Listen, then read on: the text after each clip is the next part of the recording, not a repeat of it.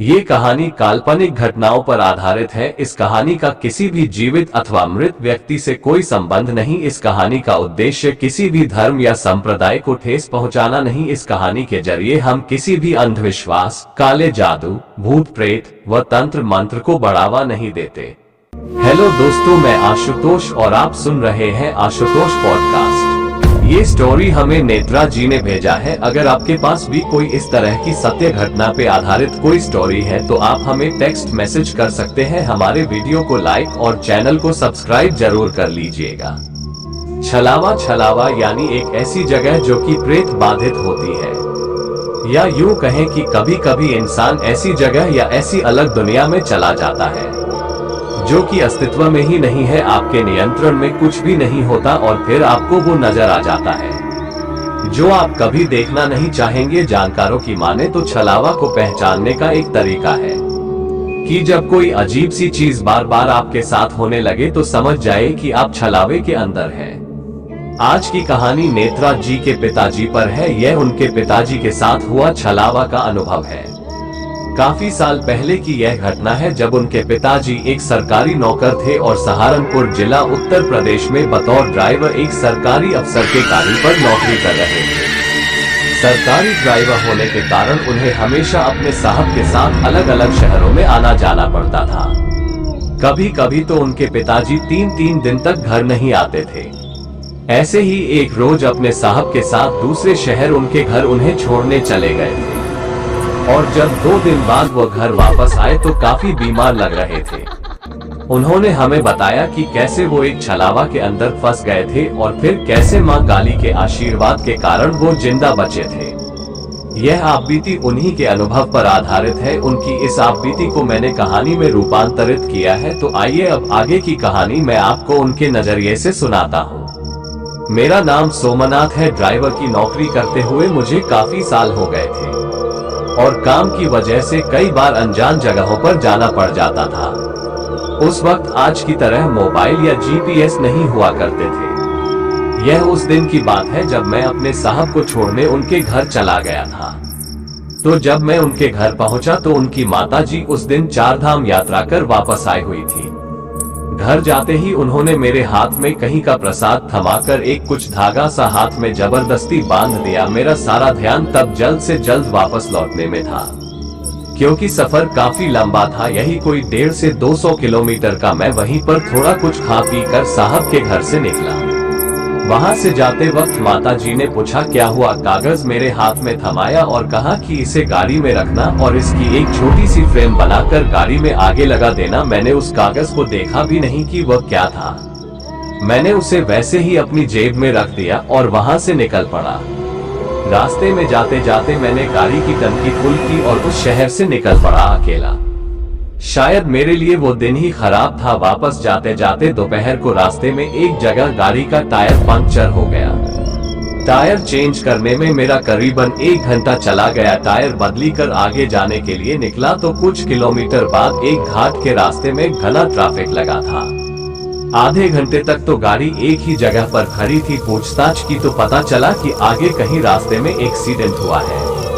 उस वक्त मुझे अपने आप पर भी बहुत गुस्सा आ रहा था। मेरा काफी वक्त बर्बाद हो गया था और अब ऊपर से ट्रैफिक और शाम का वक्त हो चला था।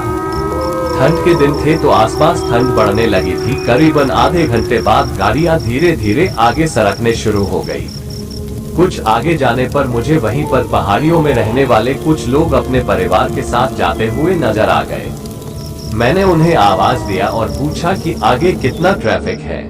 उनमें से एक आदमी ने पीछे देखते हुए कहा ठीक से तो पता नहीं, लेकिन काफी लंबी कतार दिखाई पड़ रही है। सच कहूं तो उस वक्त मुझे आराम की जरूरत थी, क्योंकि लगातार गाड़ी चलाने के कारण मैं बहुत थका हुआ था। मैंने फिर उनसे पूछा यहाँ से निकलने का कोई दूसरा रास्ता है क्या। उस आदमी ने जवाब में कहा नहीं, यही एक रास्ता है। मैंने निराशा भरे स्वर में उन्हें धन्यवाद दिया और वो लोग आगे चले गए। तब उनमें से 14-15 साल का एक लड़का कुछ आगे जाकर फिर से पीछे आ गया और उसने मेरे पास आते हुए कहा हाँ बाबा ने ठीक कहा, यहाँ कोई पक्का रास्ता तो नहीं है पर एक कच्चा रास्ता है। हम जिस कच्चे रास्ते से चल रहे हैं ना उस रास्ते पर गाड़ी उतार दो तो आपको नीचे से थोड़ा घूम कर जाना पड़ेगा, कुछ गांव और जंगल का क्षेत्र पड़ेगा, पर आप यहाँ से काफी आगे निकल जाओगे। इतना कहकर वह फिर उनकी पहाड़ी बोली बोलते हुए आगे चला गया। कुछ देर सोचकर और चिढ़कर मैंने गाड़ी को सड़क से कच्चे रास्ते पर उतार दिया और उसी कच्चे रास्ते से आगे जाने लगा। कुछ किलोमीटर जाने पर मैंने गांव पार किया, लेकिन मुझे एहसास हुआ कि अब अंधेरा बढ़ने लगा है। वहां आसपास के लोगों से पूछते हुए मैं फिर आगे बढ़ा। आगे मुझे दूसरा कोई भी गांव नहीं दिखाई दिया और देखते ही देखते अंधेरे की काली स्याही उजाले में घुलने शुरू हो गई। आगे बढ़ने के साथ ही आसपास के झाड़ियां भी घनी होती जा रही थी। शायद यह वही जंगल का इलाका था जिसके बारे में उस लड़के ने मुझे बताया था। मैंने आगे जाने से पहले खुद की तसल्ली के लिए एक जगह पर गाड़ी को रोक दिया और गाड़ी से बाहर निकलकर अपने चारों ओर नजर दौड़ाई। वहां सब कुछ बहुत शांत था। मैं उस अधूरे प्रकाश में दूर तक जाते हुए उस रास्ते का अंदाजा लगाने की कोशिश कर रहा था कि तभी पीछे कहीं से मेरे कानों पर किसी के खांसने की आवाज पड़ी। एक बुजुर्ग इंसान पेड़ों में से पगडंडी के रास्ते कहीं जा रहे थे। मैंने उन्हें आवाज दी और दौड़ता हुआ उनके पास चला गया। बाबा, मुझे हाईवे के रास्ते पर निकलना है, क्या ये सही रास्ता है? उन्होंने मेरी तरफ देख फिर दूर जाते उस रास्ते की तरफ देखा। उनके माथे पर चिंता की लकीरें उभरी और फिर कुछ सोचकर उन्होंने कहा, यहाँ से हाईवे की सड़क लगती तो है, पर इस वक्त ये रास्ता सही नहीं है, तुम वापस पीछे चले जाओ। और वैसे भी यह रास्ता गाड़ियों के लिए नहीं है, कच्चा है, तुम गाड़ी को तेज भी नहीं चला पाओगे, रास्ते में फंस जाओगे। उस वक्त मेरे दिमाग में सिर्फ यही चल रहा था कि पहले से ही काफी वक्त बर्बाद हो गया है और अब यह आदमी मुझे 10 से 12 किलोमीटर वापस जाने के लिए कह रहा है। मैंने अपनी जिंदगी में काफी बार देखा है कि आदमी गुस्से में, घमंड में हमेशा गलत निर्णय लेता है, गलत का चुनाव करता है। मैंने भी वही किया। मैंने उस आदमी की बात नहीं सुनी और एक झूठी मुस्कुराहट के साथ उन्हें धन्यवाद बोलकर जाकर गाड़ी में बैठ गया। सोचा कि अगर हाईवे आगे ही कहीं है तो खामखा पीछे जाने का क्या मतलब। मैंने सीधे गाड़ी चालू की और उसी रास्ते से जाने लगा। मैंने पीछे भी देखा तो वो बुजुर्ग वहीं खड़े होकर मुझे देख रहा था। अब रास्ता खराब होने के कारण मैं उस वक्त 30 की स्पीड से गाड़ी चला रहा था। देखते ही देखते रात हो गई। आसपास का सब कुछ काले घने अंधेरे में डूब गया। ठंड के कारण आसपास कोहरा भी बहुत ज्यादा बढ़ गया था। मैंने हेडलाइट ऑन की और उस कोहरे से भरे अंधेरे को काटते हुए मेरी गाड़ी धीरे धीरे आगे बढ़ रही थी। अचानक से कोई चीज बहुत जोर से मेरी गाड़ी से टकरा गई। एक बहुत जोर की आवाज हुई और गाड़ी झटका खाकर बंद पड़ गई। गाड़ी की हेडलाइट भी अपने आप बंद हो गए। अब तक गाड़ी की मोटर की आवाज कानों पर पड़ रहे थे। शायद इसलिए आसपास के अंधेरे का गहरे सन्नाटे का एहसास नहीं था, लेकिन गाड़ी बंद पड़ते ही सब तरफ सन्नाटा छा गया। लगा जैसे एकदम से मेरे आसपास गहरा अंधेरा फैल गया। ठंड के कारण मैंने गाड़ी के शीशे ऊपर कर रखे थे। बाहर घना कोहरा छाया हुआ था। आसपास ज्यादा कुछ नजर नहीं आ रहा था।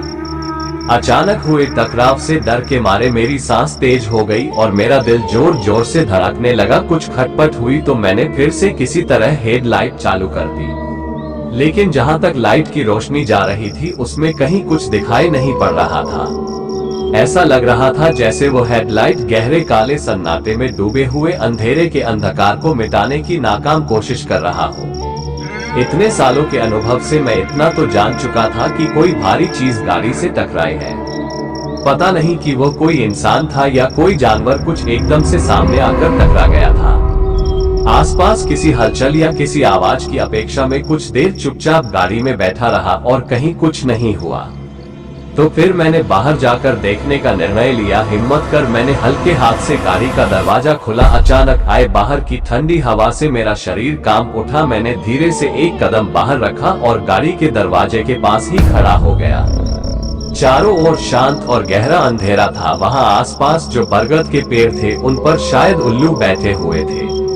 बीच बीच में उनकी आवाज सुनाई पड़ रही थी। रात के अंधेरे की काली स्याही ने आसमान को इस कदर रंग दिया था कि वो देख मैं सोच में पड़ गया कि कहीं मैं किसी भूतिया जगह तो नहीं आ गया। मैंने वहीं खड़े होकर पीछे की ओर देखा तो पीछे इतना घना अंधेरा था कि कुछ भी दिखाई नहीं दे रहा था। उस वक्त मेरे पास टॉर्च भी नहीं था, मैं पीछे के घने अंधेरे में बस देखे जा रहा था। एकदम जैसे वहां के हवाएं चीख चीख कर मुझे कह रही हो कि यहाँ से लौट जाओ। मैं गाड़ी के आगे की ओर जाने लगा, पता नहीं गाड़ी से क्या टकराया था। 2-4 कदम आगे जाकर देखा तो वहां एक 6-7 साल का लड़का बेजान सा पड़ा हुआ था। वो देखकर मैं बहुत घबरा गया, ये लड़का कौन है और इतने अंधेरे में यहाँ क्या कर रहा था। उसे वैसे पड़ा हुआ देख मैं लगभग रोने लगा कि मैंने ये क्या कर दिया।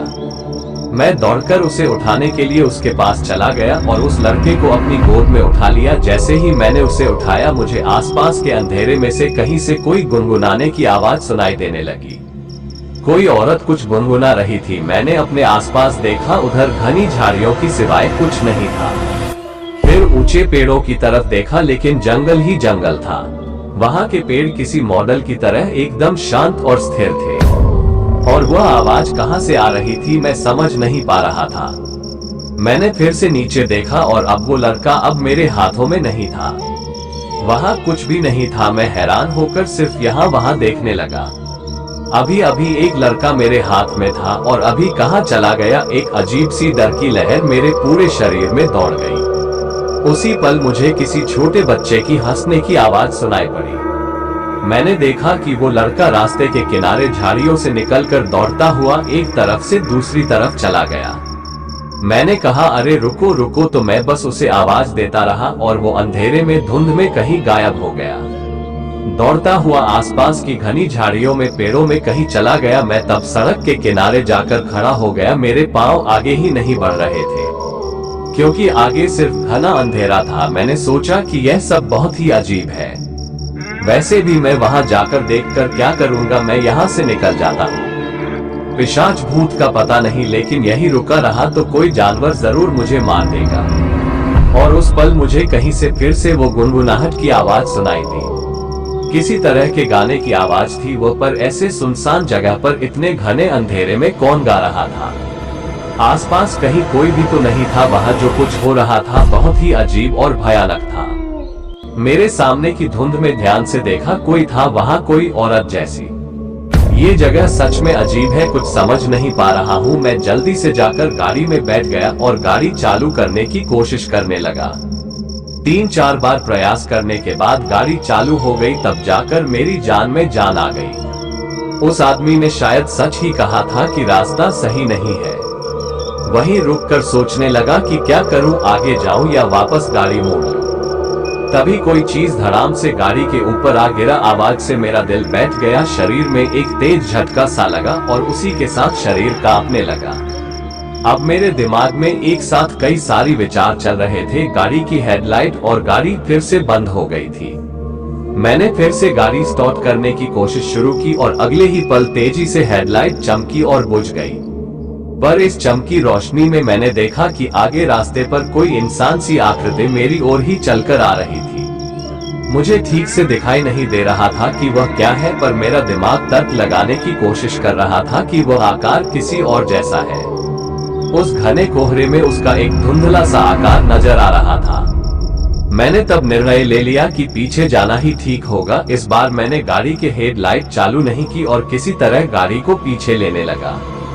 उस परछाई की ओर देखने की मुझमें हिम्मत नहीं थी। रह रहकर मेरे दिमाग में बस एक ही सवाल आ रहा था, कहीं मैंने सच में कोई गलत रास्ता तो नहीं पकड़ लिया, मैं कहीं किसी भूतिया जगह तो नहीं आ गया। वहां से कुछ दूर पीछे जाने के बाद मैंने हेडलाइट चालू कर दिया और पहले से थोड़ा तेज जाने की कोशिश करने लगा।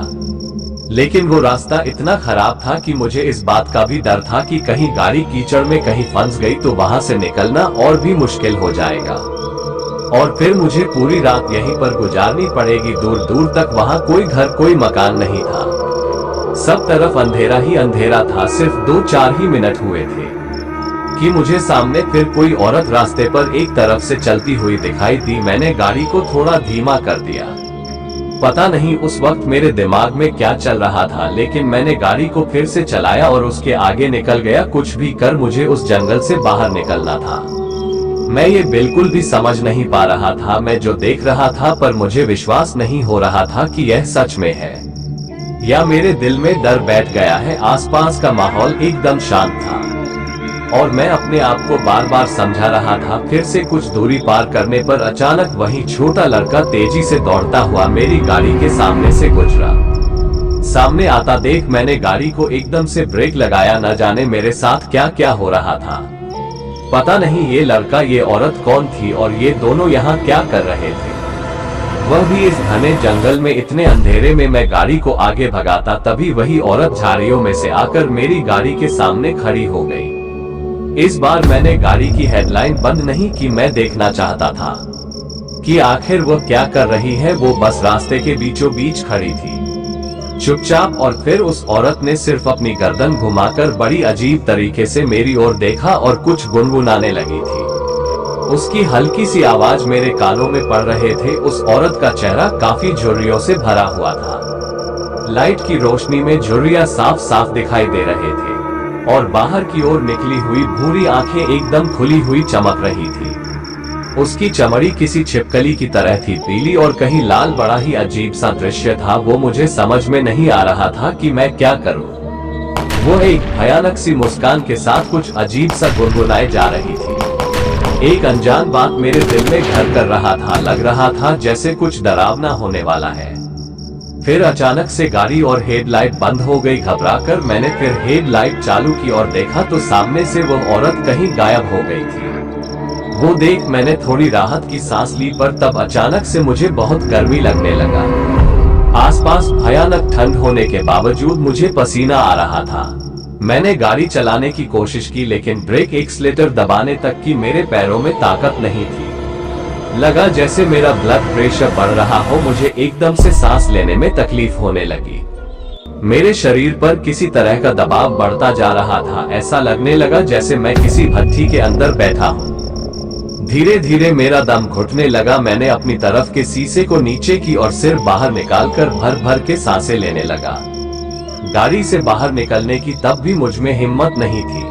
मुझे और तकलीफ होने लगी तो मैंने दूसरी तरफ का शीशा भी नीचे किया और तब मुझे एहसास हुआ कि पीछे की सीट पर कोई बैठा है और मुझे घूर रहा है। ड्राइविंग मिरर में मुझे नजर आ गई थी, पर फिर भी पीछे मुड़कर देखने की मेरी हिम्मत नहीं हुई।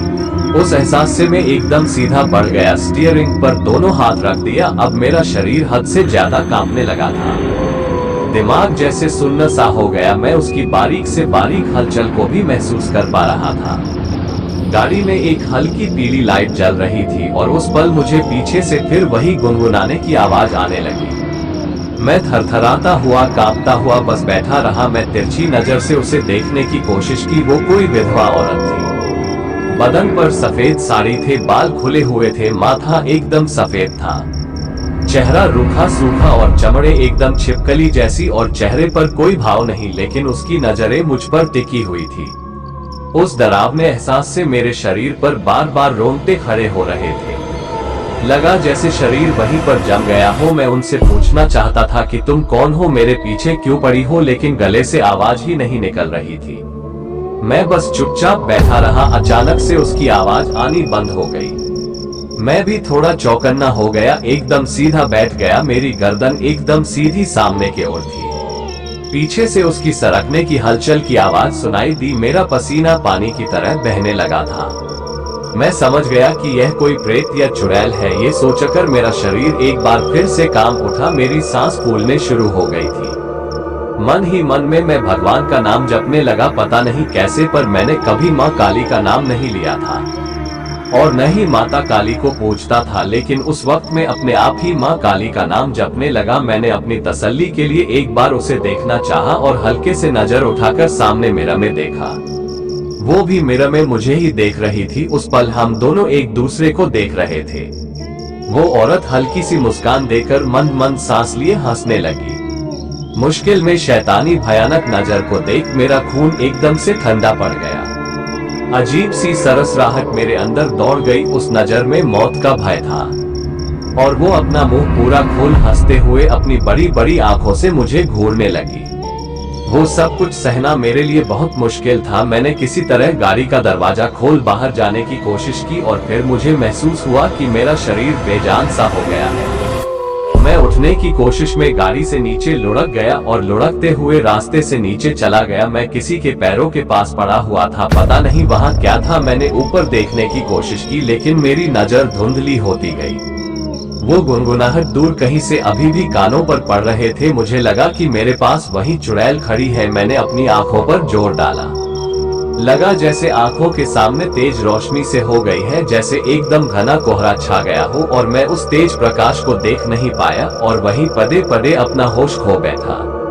फिर जब मुझे होश आया तो मैं किसी पुराने बिस्तर में एक खाट पर सिकुड़कर लेटा हुआ था।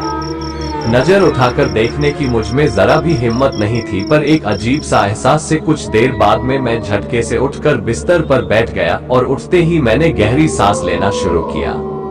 मैंने वहां जो भी देखा था वो सब कुछ वहां से गायब हो चुका था। फिर मैंने देखा कि मेरे बाजू में एक आदमी खड़ा था। यह वही आदमी था जो शाम के वक्त मुझे रास्ते पर मिला था। उसने मुझे काली चाय जैसा कुछ पीने को दिया और गंभीर आवाज में कहा, पी लो, इससे बुखार उतर जाएगा। मेरे हाथ तब भी थरथरा रहे थे। मैं किसी तरह दीवार के सहारे उठकर बैठ गया और उस काले पीले पानी को पीने लगा। फिर वो आदमी भी एक जगह पर बैठ गया और एक गहरी सांस लेकर उसने कहा, मैं तुम्हारी लाश को लेने जंगल में गया था, पर देखा कि तुम्हारे सांसें चल रही थी, इसलिए फिर मैं उठाकर यहाँ लेकर आया। वो चुड़ैल किसी को जिंदा नहीं छोड़ती, पर तुम्हारी शर्ट की जेब में कुछ था जिसने कल रात तुम्हारी जान बचाई है। उनकी बात सुनकर मैं शर्मिंदा था, क्योंकि उन्होंने मुझे चेतावनी दी थी और कहा था कि रास्ता सही नहीं है। फिर उन्होंने मेरी तरफ देखते हुए एक कागज खोलकर मुझे दिखाया जिसमें माँ काली की तस्वीर थी और उन्होंने कहा, यही है जिसके कारण तुम्हारी जान बच गई है। यह वही कागज था जो हमारे साहब की माताजी ने मुझे गाड़ी में रखने के लिए दिया था। माँ काली की छोटी सी तस्वीर थी। उस तस्वीर को देख मैंने अपनी आंखें बंद कर ली और माँ काली की तस्वीर को प्रणाम किया और तब रात का वो सब मंजर किसी तस्वीर की तरह हमारी आंखों के सामने से सरकता चला गया। सबसे आखिर में मैं जिन पैरों के पास पड़ा था, पैर गहरी नीली रोशनी से चमक रहे थे। पता नहीं वो क्या था, पर मुझे विश्वास है कि वो जरूर माँ काली के पैर थे या उनका कोई अंश था, शायद इसीलिए मैं उन्हें देख नहीं पाया। मैंने उस आदमी को भी यह सब बताया। तब उस आदमी ने कहा कि किसी और की श्रद्धा के कारण आज तुम्हारी जान बच गई है। तुम्हारी अपनी श्रद्धा होती तो शायद माता तुम्हें दर्शन भी दे देती। माता के दर्शन करना इतना आसान होता तो कोई भी उसे आसानी से प्राप्त कर लेता, लेकिन माँ तो माँ होती है, वो अपने बच्चे को कभी तकलीफ में नहीं देख सकती। तुमने भले ही उन्हें अनजाने में पुकारा होगा, लेकिन वो तुम्हें बचाने वहां आ गई थी। अब उस चुड़ैल की कहानी भी कुछ इस तरह की है। काफी साल पहले एक औरत ने आसपास के गांव के लोगों का जीना हराम कर दिया था। उसका दिमाग ठिकाने पर नहीं रहता था। आए दिन वो लोगों से झगड़ा किया करती थी, किसी भी बात पर मरने मारने पर उतर आती थी। उसका पति उसे बहुत समझाता था, पर वो खुद उसे समझाकर थक गया था। और फिर एक रोज उसी जंगल में एक जानवर के हमले में उसके पति की मौत हो गई। उस बात का उसे बहुत गहरा सदमा लगा। लोगों को ये लगा कि शायद अभी सुधर जाएगी, पर वो तो और भी पागलों जैसी हरकत करने लगी। फिर उसके कुछ दिनों में उसका बेटा कहीं गायब हो गया। उसे लगा कि गांव के लोगों ने जानबूझकर उसे तकलीफ देने के लिए बेटे को गायब किया है, पर किसी ने उसके बेटे को जंगल की तरफ जाते हुए देख लिया था। जब उसे ये पता चला तो वो भी अपने बेटे को ढूंढते हुए जंगल की ओर चली गई और फिर वो दोनों कभी वापस नहीं आए। काफी दिनों बाद कुछ लोगों को उस औरत की सड़ी हुई लाश मिली। उसकी भी जंगल में मौत हो गई थी। उसके बेटे का तो कहीं पता नहीं चला। फिर अचानक एक रोज वो चुड़ैल लोगों को दिखाई देने लगी। रात में वो आसपास के गांव में घूमती रहती थी, कुछ गुनगुनाती रहती थी। उसके आने से पूरे गांव में एक तरह की मनहूसियत सी फैल गई थी। गांव के लोगों को रात रात में आसपास से अजीब अजीब आवाजें सुनाई देने लगती। जो भी उस जंगल में फंस जाता था उसके साथ जरूर कुछ न कुछ बुरा होता था। खासकर रात के अंधेरे में भटकती आत्मा उन्हें दिखाई देने लगती थी। इसलिए गांव के पंडितों ने उस जंगल को चारों ओर से अग्नि से बांध दिया, मंत्र बाधित कर दिया, जिससे कि उन दोनों की आत्मा अपने दायरे में रहे और आज भी लोगों को जंगल में घूमती फिरती दिखाई देती है। कहते हैं कि आज भी वो अपने बेटे को जंगल में ढूंढ रही है। पर माता का आशीर्वाद था, इसलिए मुझे कुछ हुआ नहीं। दोस्तों, उस आदमी की कही बात न मानना। कभी कभी हम लोग बहुत ही बुरे हालात में पड़ जाते हैं और हमारा दिमाग काम करना बंद कर देता है। हम ईश्वर में विश्वास नहीं करते, पर उस दिन के बाद से मेरा ईश्वरीय शक्ति में विश्वास और ज्यादा बढ़ गया है। अगर उस वक्त मैंने जाने अनजाने में माँ का नाम न लिया होता तो न जाने मेरे साथ क्या हो जाता, और शायद यही कारण था कि मैं उस आत्मा के चंगुल से बच गया। उसी दिन तबीयत थोड़ी ठीक हो जाने पर मैं घर चला गया। मुझे 3-4 दिन तक बुखार रहा। जब मैं फिर काम पर गया तो मैंने अपने साहब को भी इस घटना के बारे में बताया। ठीक होते ही मैंने माता की तस्वीर को सरकारी गाड़ी में लगा दिया। जब मुझे फिर साहब की माता जी से मिलने का सौभाग्य मिला, तब तो मैं उनके पैरों में गिर पड़ा था, क्योंकि उस दिन उन्होंने मुझे माँ काली की तस्वीर न दी होती तो न जाने मेरे साथ क्या हो जाता। तब माता जी ने मुझे बताया कि उन्हें वो तस्वीर रुद्रप्रयाग में सिद्धपीठ काली मठ मंदिर से मिली थी। इसके बाद मैं खुद माँ काली के दर्शन करने काली मठ मंदिर चला गया था। माँ काली को समर्पित इस मंदिर में काली माता की कोई मूर्ति नहीं है, बल्कि यहाँ माँ काली के एक श्री यंत्र की पूजा की जाती है। इस यंत्र को नवरात्रि के 8वें दिन मंदिर से बाहर निकाला जाता है और मंदिर के मुख्य पुजारी द्वारा ही आधी रात को श्री यंत्र की पूजा की जाती है। काली मठ मंदिर यह एकमात्र ऐसा मंदिर है जहां मां काली के साथ साथ उनकी बहनें मां लक्ष्मी और मां सरस्वती के मंदिर भी देखने को मिलते हैं।